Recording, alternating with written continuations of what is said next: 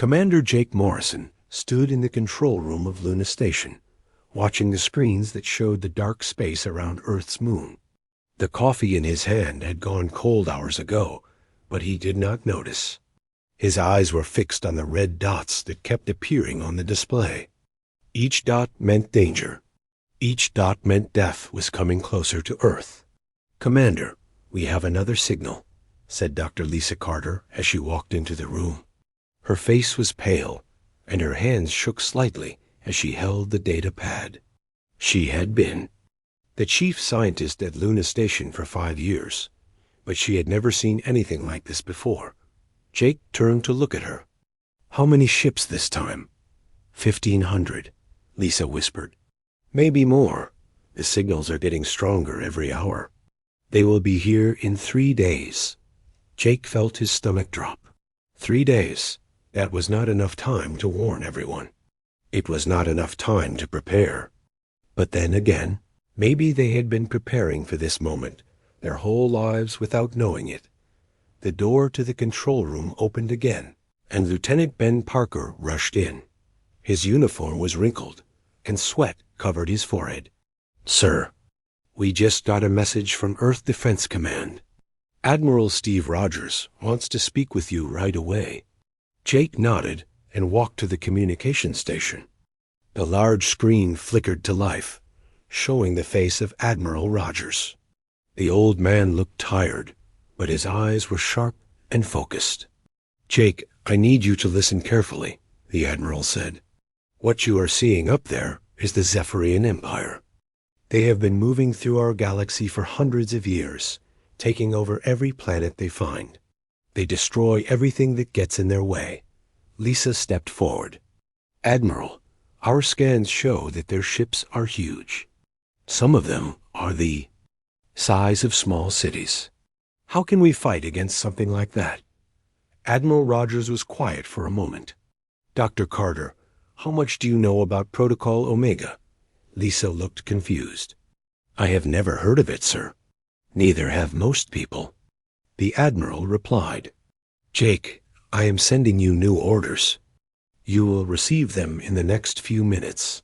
Follow them exactly." The screen went dark, and Jake stared at the empty display. Protocol Omega. He had heard that name whispered in the halls of command school, but no one ever talked about what it meant. Now he was about to find out.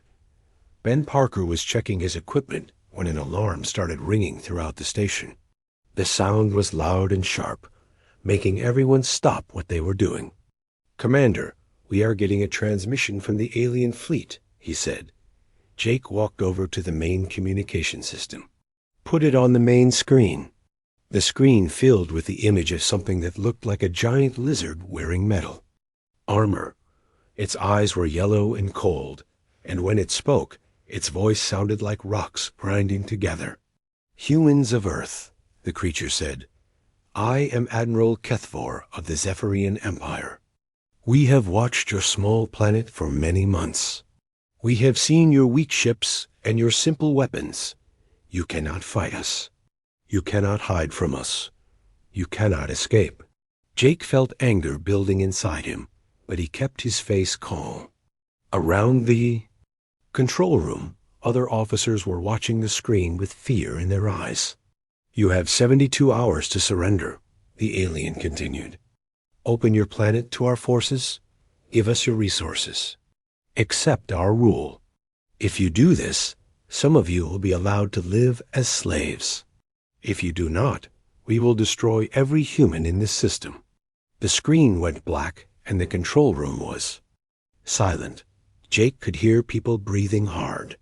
He could hear the quiet humming of the computers. He could hear his own heart beating fast in his chest. "What are we going to do?" Lisa asked quietly. Before Jake could answer, his personal communication device beeped. He looked at it and saw that the message from Admiral Rogers had arrived. The file was marked with the highest security level. Jake opened it and began to read dot as he read. His eyes grew wide. The message was short, but it changed everything he thought he knew about Earth's defenses. At the bottom of the message were two words that made his hands shake. Begin immediately. Jake looked up at the people around him. They were all watching him, waiting for him to tell them what to do. He thought about the aliens' threat. He thought about Earth, hanging in space like a blue and white marble. He thought about all the people who lived there, people who had no idea that death was coming for them.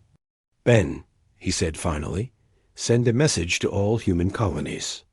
Tell them that we have received the alien warning. Tell them that Earth Defense Command is considering their options. Ben looked confused. Sir, are we really going to surrender? Jake looked at the message from Admiral Rogers one more time. No, Ben, we are not going to surrender. But we are going to make them think we might. Lisa stepped closer to Jake. Commander, what did Admiral Rogers tell you? Jake closed the message and looked at her. He told me that we have been preparing for this day for a very long time. He told me that things are not what they seem. And he told me that the aliens are about to learn something very important about humanity. What is that? Jake smiled for the first time in hours. That we are much more dangerous than we look. Outside the station, the alien fleet continued to move closer to Earth. Their ships were huge and dark, blocking out the stars as they passed. Inside those ships, thousands of alien soldiers were preparing their weapons and making plans to take over the human world. But they did not know that on Luna Station, Jake Morrison was about to start something that would change the galaxy forever. They did not know that humanity had been waiting for this moment. And they did not know that their easy victory was about to become their worst nightmare. Captain Amy Johnson gripped the control wheel of the USS Liberty as her ship moved through the darkness of space. Around her, the bridge crew worked quietly at their stations. Everyone knew what they had to do, but it still felt strange to be acting like they were afraid. Send another distress signal, Amy ordered. Make it sound like we are running out of power. Lieutenant Tom Davis pressed buttons on his control panel. Signal sent, Captain. I made it sound like our engines are failing. Amy nodded. This was the hardest part of the mission. They had to make the aliens think that human ships were weak and scared. They had to act like they were running away, even though every part of her wanted to turn around and fight. 2 hours earlier, Amy had received secret orders from Earth Defense Command. The message was simple: make the aliens think humans were easy to defeat. But Amy knew this was just the beginning of something much bigger. Captain, we have 15 more human ships on our sensors, said Ensign Carl White. They are all sending the same kind of distress signals. Good, Amy replied. The aliens are watching us. They need to see that we are panicking. On the other side of the galaxy, Admiral Kethfor sat in his command chair aboard the Zephyrian flagship. The bridge around him was filled with alien officers who looked like different kinds of reptiles and insects. Some had scales, others had hard shells, and all of them had sharp teeth. Admiral, the human ships are retreating, reported his second-in-command, a creature with 6 arms and red eyes. They are sending messages about engine failures and low power. Kethfor laughed, a sound like rocks falling down a mountain. These mammals are even weaker than we thought. Look at them running away like frightened animals. Should we attack them now? Asked another officer. No, Kethfor said. Let them run back to their planet. When they are all gathered together, we will destroy them all at once. It will be more efficient. Back on Luna Station, Lieutenant Ben Parker was working at his computer terminal. He was supposed to be fixing the station's communication system, but actually, he was doing something much more important. He was making sure that aliens could intercept human messages. Ben, are you ready? Asked Commander Jake Morrison as he walked over to the terminal. Yes, sir. I have set up a fake communication channel. When I send messages through it, the aliens will be able to listen in, but they will think they are stealing our secrets. Jake smiled. Perfect. Send the first message. Ben started typing. The message he sent was about human military strength, but everything in it was wrong. He wrote that Earth only had 50 combat ships instead of the real number. He wrote that human weapons were old and weak. He wrote that most human soldiers had never been in a real fight. Message sent, Ben said. The aliens should pick it up in about 10 minutes. Jake patted him on the shoulder. Good work. Dr. Carter is preparing the next part of the plan. Dr. Lisa Carter was in the medical section of Luna Station, but she was not working on medicine. She was working on something much more dangerous. She was studying alien psychology. Commander Morrison, she said when Jake arrived, I have been analyzing the alien communication we received. I think I understand how their minds work. Tell me. Lisa pulled up images on her computer screen. The Zephyrians think they are the greatest warriors in the galaxy. They believe that any species that does not fight back immediately is weak and cowardly. They have conquered so many worlds that they expect easy victories. That is exactly what we want them to think, Jake said. Yes, but there is more. I studied their language patterns and their body language. They are very proud, but they are also very careful. They like to be completely sure they will win before they attack. Jake understood.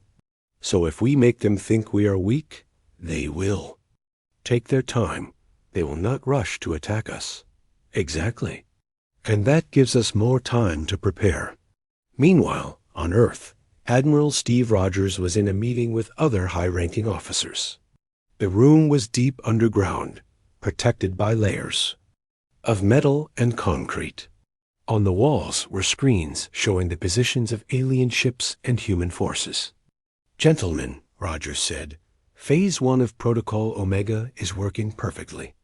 Our ships are convincing the aliens that we are afraid.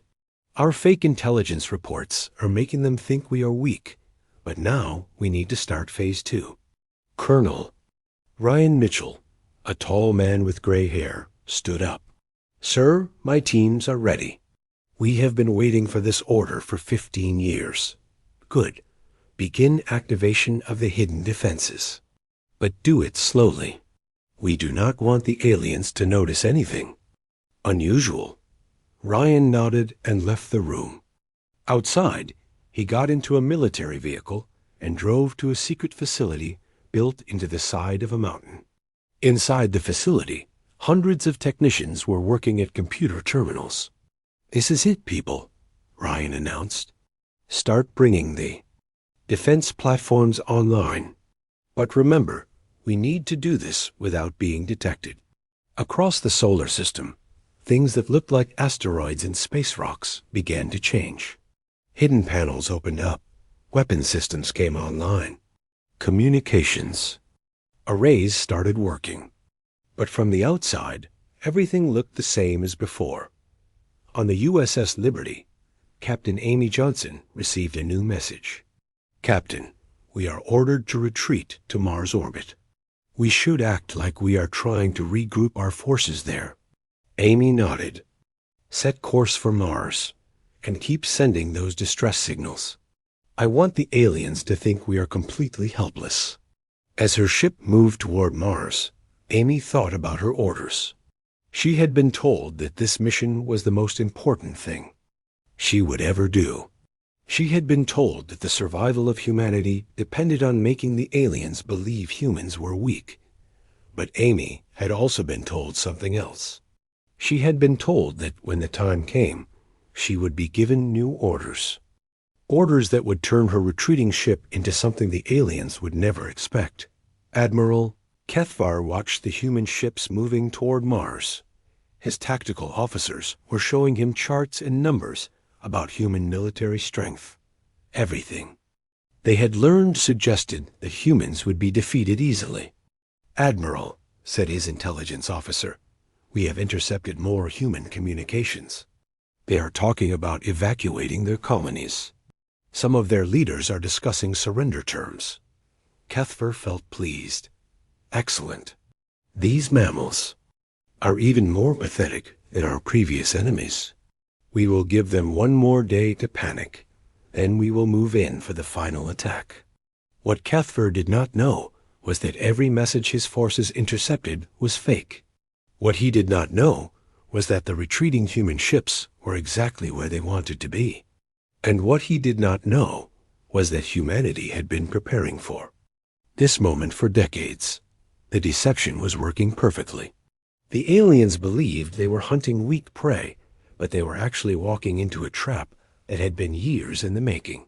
Soon, they would learn that humans were much more dangerous than they appeared to be.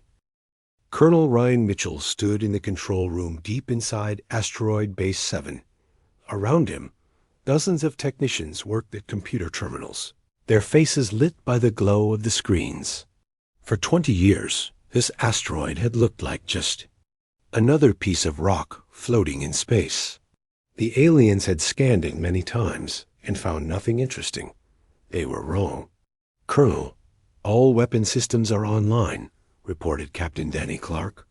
"The railgun is ready to fire. The missile launchers are loaded. The defense shields are at full power." Ryan nodded. "Good. How many other bases are ready?" 43 asteroid bases are online, sir. 15 more are coming online in the next hour. The aliens have no idea we are here." Ryan looked at the main screen, which showed the positions of the Zephyrian ships. They were moving closer to Earth, confident that they would have an easy victory. He almost felt sorry for them. Almost. "Sir, we are receiving a message from Dr. Sullivan on Earth," Danny said. The screen changed to show the face of Dr. Kate Sullivan. She was in her laboratory, surrounded by strange-looking machines and computers. Behind her, Ryan could see pieces of alien technology that had been taken from crashed scout ships over the years. "Colonel Mitchell," Dr. Sullivan said, "I have good news. The new propulsion system is working perfectly. We tested it on 3 ships yesterday, and the results were amazing." "How amazing?"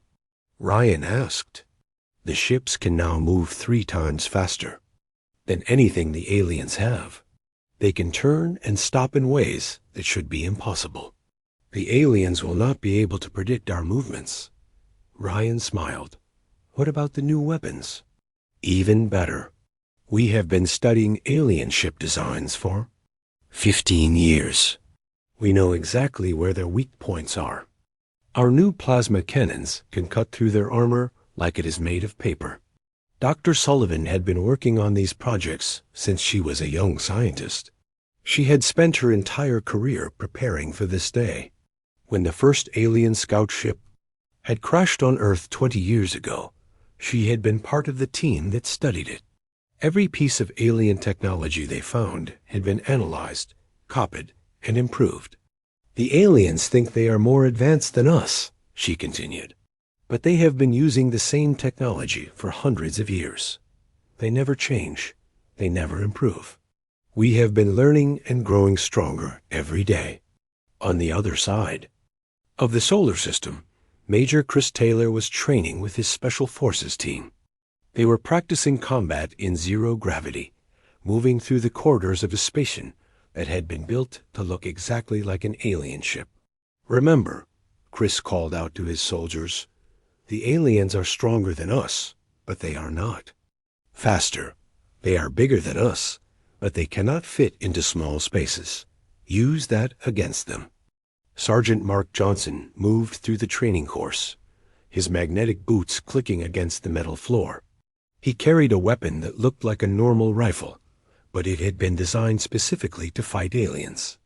The bullets were made from materials that could penetrate alien armor, and the gun could fire in the vacuum of space. "The aliens fight like they are still on their home planets," Chris explained. "They expect to have gravity. They expect to have air. They expect their enemies to fight like they do. We are going to show them something completely different." Chris had been training soldiers for this war for 10 years. He had studied every piece of video footage from alien battles.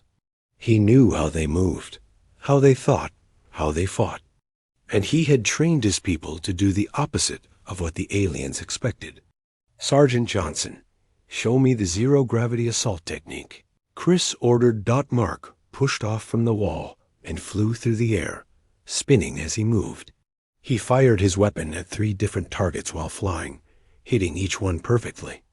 Then he used his magnetic boots to land on the ceiling, now fighting upside down from the aliens' perspective.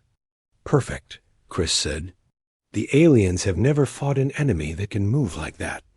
They will not know how to respond." Meanwhile, Captain Amy Johnson was still commanding the USS Liberty as it retreated toward Mars. But now she was getting ready for the next phase of the mission. She walked through the ship, checking on her crew and making sure everyone was ready. "Captain, the new systems are all working," reported Lieutenant Tom Davis. "The aliens still think we are a weak patrol ship. They have no idea what we can really do." Amy nodded. The USS Liberty looked like a small, simple ship from the outside, but inside it had been completely rebuilt with new technology. It had weapons that could destroy ships 10 times its size. It had armor that could stop the most powerful alien attacks. And it had a crew that had been training for this moment their entire careers. "Captain, we are getting a message from the other retreat ships," said Ensign Carol White. "They are all ready for Phase 3. Amy looked at the screen showing the positions of the human ships. There were 50 ships in total, all pretending to retreat toward Mars. The aliens thought they were chasing frightened prey. In reality, they were being led into a carefully prepared trap. "How long until the aliens reach the trap zone?" Amy asked. 6 hours, Captain." Amy sat down in her command chair. "Good. That gives us time to make final preparations." Back on Luna Station, Commander Jake Morrison was receiving reports from all over the solar system. The hidden bases were ready. The ships were in position. The soldiers were prepared.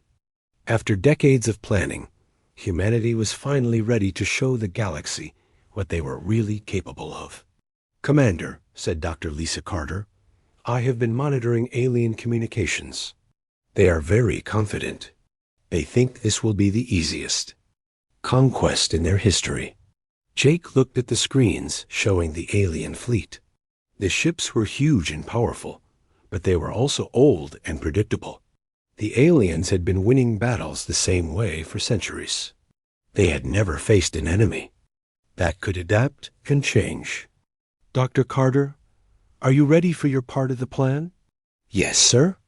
"I have prepared psychological warfare messages that will confuse and frighten the aliens. When they realize they have been tricked, they will panic. And when they panic, they will make mistakes." Jake nodded. "Lieutenant Parker, are you ready to reveal the truth about our communications?" Ben Parker looked up from his computer terminal. "Ready, sir? When you give the order, I will show the aliens that we have been listening to their private communications for months. I will show them that we know everything about their fleet, their plans, and their weaknesses." Jake took a deep breath. For his entire career, he had been preparing for this moment. He had studied alien warfare. He had trained with the best soldiers in the human military. He had learned to think like the enemy so that he could defeat them. "Gentlemen, ladies," he said to everyone in the control room, "in 6 hours we will stop pretending to be weak. In 6 hours we will show the Zephyrian Empire that humanity is not prey. We are predators, and we have been waiting for them." Outside Luna Station, the alien fleet continued to move toward Earth. The ships were dark and menacing, filled with thousands of soldiers who expected an easy victory. But they were about to learn that humanity had been preparing for this war for decades. The aliens thought they were hunting weak prey. They were about to discover that they were walking into a trap set by the most dangerous species in the galaxy. Admiral Steve Rogers sat in his command chair, deep beneath the surface of Earth. The control room around him was filled with the quiet sounds of computers and communication equipment. On the main screen, he could see the positions of every ship. In the Zephyrian fleet. He knew exactly where they were, what weapons they carried, and how many soldiers were on board. "Admiral, all human forces are in position," reported Colonel Ryan Mitchell. "The asteroid bases are ready. The fleet is ready. The ground forces are ready. We are prepared for Phase 3. Steve nodded. "Open a communication channel to the Zephyrian flagship. It is time to give them our final warning." "Channel open, sir." The screen filled with the image of Admiral Kethver. The alien leader looked confident and pleased with himself. Behind him, other alien officers were working at their stations, preparing for what they thought would be an easy victory. "Human Admiral," Kethver said with a laugh, "have you decided to surrender? Your ships are running away like frightened animals. Your colonies are evacuating. Your people are panicking. This is wise. Surrender now, and some of your species will be allowed to live." Steve looked at the alien commander for a long moment. Then he smiled. It was not a happy smile. It was the smile of a predator who had been waiting patiently for the right moment to strike. "Admiral Kethver," Steve said calmly, "I am not here to surrender. I am here to give you a warning. You have made a very serious mistake." The alien's yellow eyes narrowed. "What mistake is that, human? You thought we were weak. You thought we were afraid. You thought we were unprepared." Steve leaned forward in his chair. "You were wrong about everything. On Luna Station, Commander." Jake Morrison was watching the communication between the two admirals. Around him, his crew was getting ready to reveal the truth about human capabilities. "Lieutenant Parker," Jake said quietly, "show them what we know." Ben Parker pressed a button on his control panel. Suddenly, the screen in front of Admiral Kethver filled with information.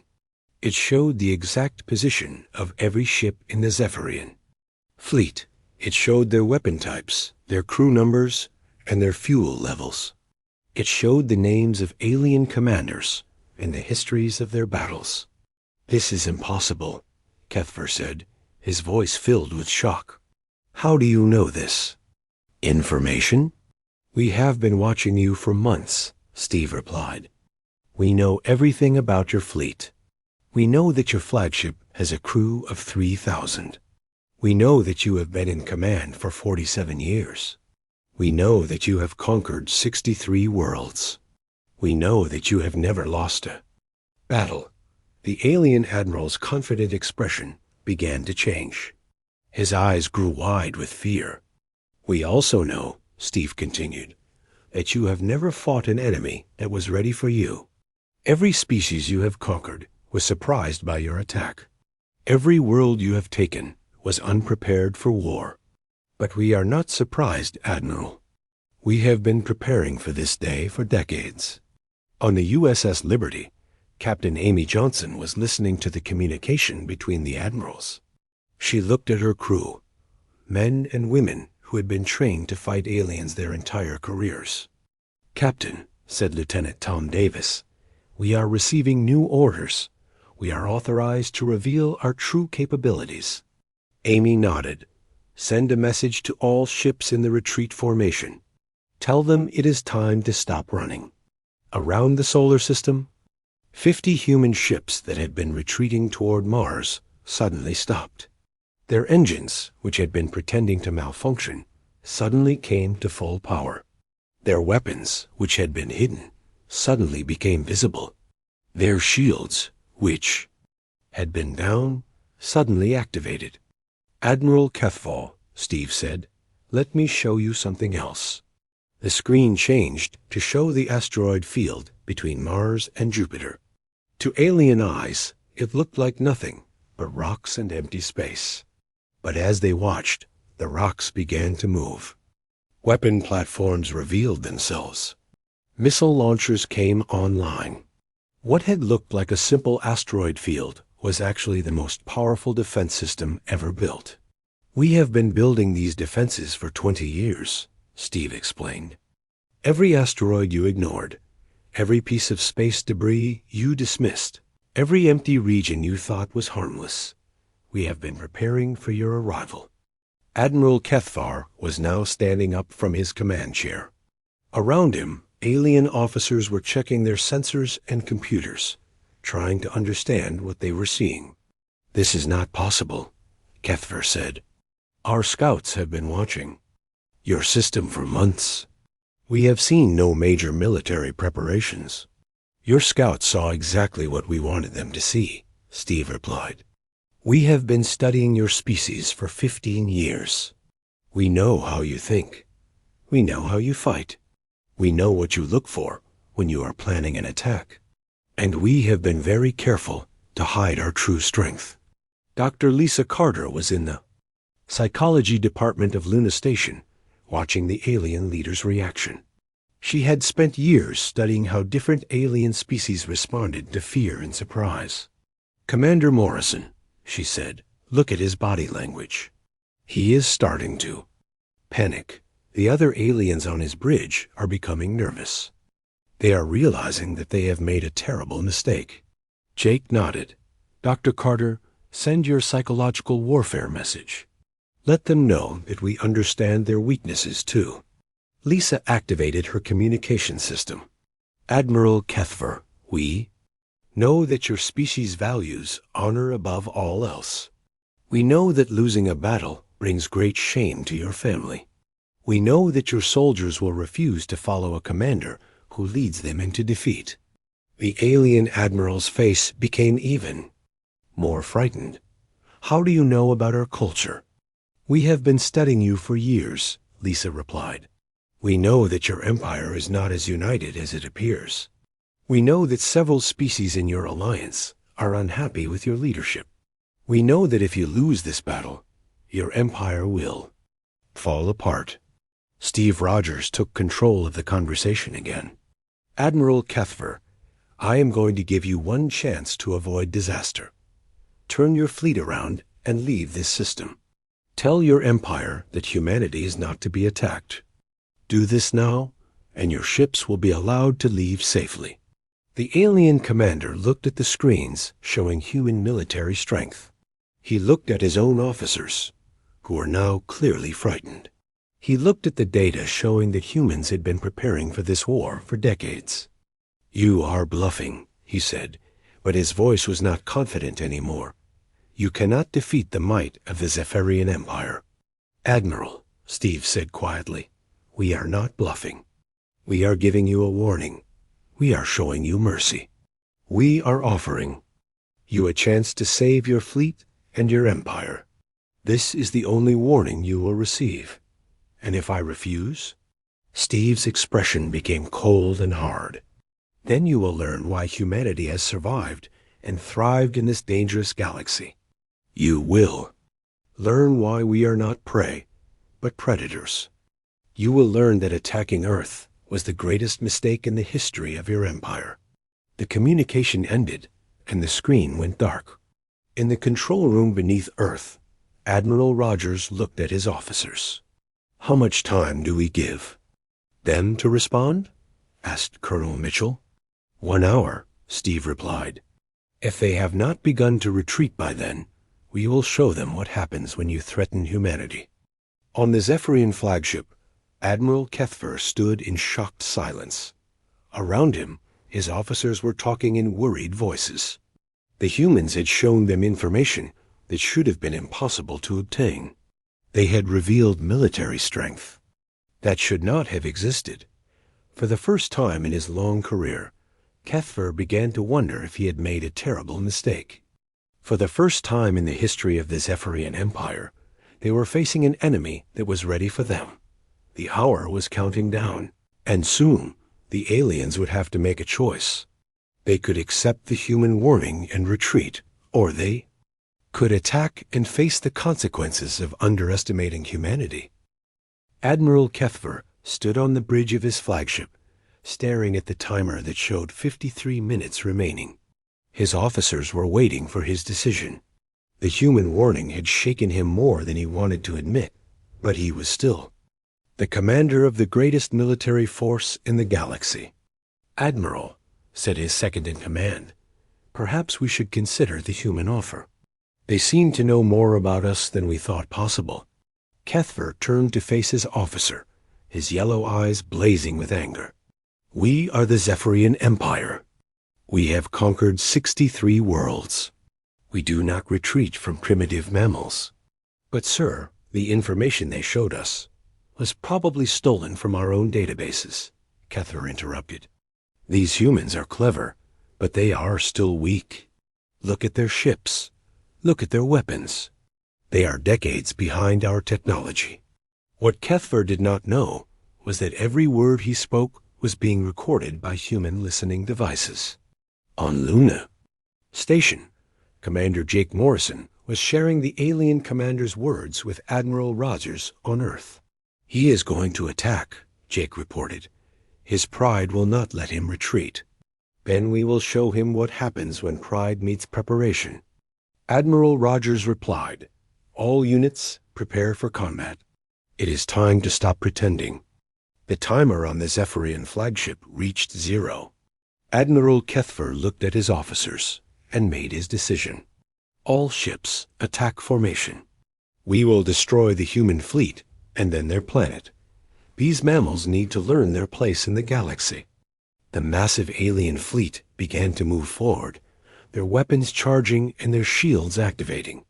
3,000 ships, each one larger and more powerful than anything humanity had ever built, advanced toward Earth. But as they moved, something unexpected happened. Captain Amy Johnson was standing on the bridge of the USS Liberty when she received the order she had been waiting for. All ships, this is Admiral Rogers. Protocol Omega is now fully active. Stop pretending to retreat. Show them what we can really do. Amy smiled and turned to her crew. You heard the Admiral. Lieutenant Davis, bring all systems online. Full power. To engines and weapons. Let's show these aliens what the USS Liberty can really do. The ship that had been limping through space suddenly came alive. Its engines blazed with power. Its weapons systems activated. Its shield strengthened. In seconds, it transformed from a damaged patrol ship into a deadly combat vessel. Captain, we are receiving similar signals from all ships in the fleet, reported Ensign Carol White. Everyone is ready for combat. Around the solar system, the same transformation was happening to 50 human ships. The aliens watched in shock, as their weak, retreating prey suddenly became dangerous predators. This is impossible, said the Zephyrian tactical officer. Our sensors showed those ships as weak and damaged. They were lying to us, Admiral Kethver said, his voice filled with growing fear. But it does not matter. We still outnumber them 60-1. That was when the asteroids began to move. Colonel Ryan Mitchell was in the control room of Asteroid Base 7 when he received the order to attack. All asteroid bases, this is control. You are authorized to reveal yourselves and engage the enemy. Throughout the asteroid field, rocks that had been floating in space for millions of years suddenly came to life. Hidden panels opened up. Massive weapon systems emerged. Defense platforms that had been disguised as space debris revealed their true nature.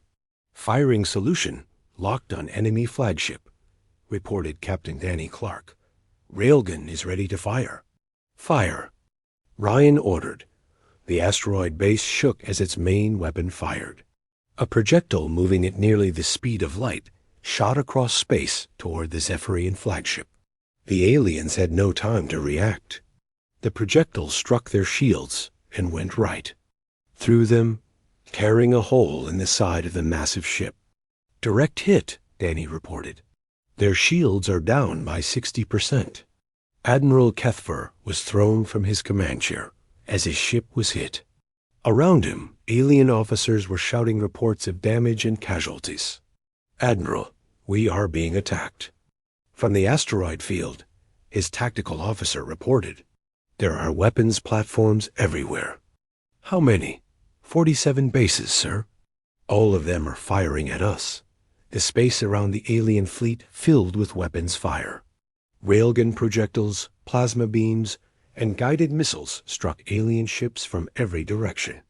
The asteroids that the aliens had ignored were now revealed as the most dangerous weapons in the solar system. But the real surprise was still coming. Dr. Kate Sullivan was in her laboratory on Earth, watching the battle through her computers. Admiral Rogers, the new propulsion system is working perfectly. Our ships are moving 3 times faster than the alien vessels. On the main screen, Admiral Rogers watched as human ships began to demonstrate their true capabilities. The USS Liberty, which had been retreating slowly just minutes before, suddenly accelerated to incredible speed. It moved in ways that defied the laws of physics as the aliens understood them. Captain Johnson is beginning her attack run, reported Colonel Mitchell. She is targeting 3 alien cruisers. Amy Johnson gripped her command chair as the USS Liberty moved through space at incredible speed. The alien ships were trying to track her movement, but their targeting systems could not keep up. Lieutenant Davis, target the lead cruiser. Use the new plasma cannons. Target locked, Captain. Firing. The USS Liberty's weapons fired beams of pure energy that cut through the alien ship's armor like it was made of paper. The cruiser exploded in a ball of fire, its pieces spitting away into space. 2 more targets, Captain, Davis reported. They are trying to escape. They cannot escape, Amy said. Ensign White, show them what our new engines can do. The Liberty turned and twisted through space, moving in patterns that the aliens had never seen before. It attacked the second cruiser from above, then dove down to strike the third one from below. Both ships were destroyed in seconds. Admiral Kethvor watched, his ships being destroyed, and felt terror growing in his heart. How are they moving like that? Our best ships cannot turn that quickly. Admiral, we are receiving reports from across the fleet, his communications officer said. 37 ships have been destroyed. 62 ships are badly damaged. The humans are everywhere. This cannot be happening, Kethvor said. We are the strongest military force in the galaxy. Not anymore, came a voice from behind him. Kethvor turned around and saw something that made his blood freeze. Standing in the corridor behind the bridge were human soldiers. They wore black armor and carried weapons that hummed with energy. They had somehow gotten aboard his flagship without anyone noticing. Major Chris Taylor stepped forward, his face hidden behind a combat helmet. Admiral Kethvor, you are now a prisoner of the Human Defense Force. How did you get on my ship? The alien demanded. We have been on your ship for 3 hours, Chris replied. My team used stealth technology to board during your approach. We have been waiting for the right moment to take control. Behind Chris, other human soldiers were moving through the ship, capturing alien crew members and taking control of important systems. They moved through the corridors like ghosts, using zero-gravity combat techniques that the aliens had never seen before. Sergeant Johnson, report, Chris said into his communication device. Engineering section secured, sir, came the reply. We have control of their main computer. Lieutenant Murphy has their weapon systems. Corporal Adams has their navigation. Chris looked at Admiral Kethvor.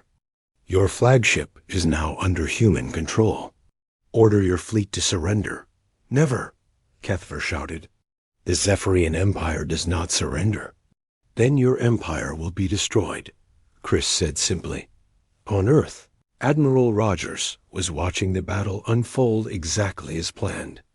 The alien fleet was trapped between the asteroid weapon platforms and the human ships. Their formation was breaking apart as ship after ship was destroyed or captured. Admiral, we are receiving surrender signals from 43 alien vessels. Reported Colonel Mitchell. They want to stop fighting. Accept their surrender, Rogers ordered. But keep targeting any ship that continues to attack. Dr. Lisa Carter was monitoring alien communications from Luna Station. Admiral, I am picking up panic messages from the surviving alien ships. They are calling for help from their home worlds. They are saying that humans are too dangerous to fight. Rogers nodded. Good. Let them spread the word. Let every alien empire in the galaxy know what happens when they threaten humanity. The battle continued for another hour, but it was no longer a real fight. The alien fleet had been completely surprised and overwhelmed. Their ships were being destroyed faster than they could react. Their soldiers were being captured by human forces they could not see or stop. Admiral Kethvar sat in his command chair, now guarded by human soldiers. Around him, his bridge crew was under arrest. His mighty flagship was being controlled by the very species he had thought was weak and afraid. Admiral Rogers, came a voice over the communication system. This is Admiral Kethvar of the Zephyrian Empire. I request terms for surrender. On the main screen, Steve Rogers appeared. His face was calm, but his eyes were hard as steel. Admiral Kethvar, you were given a warning. You chose to ignore it. Now you face the consequences. Please, the alien sighed, his voice shaking. Spare my remaining ships. We will leave your system and never return. It is too late for that, Rogers replied. You came here to con.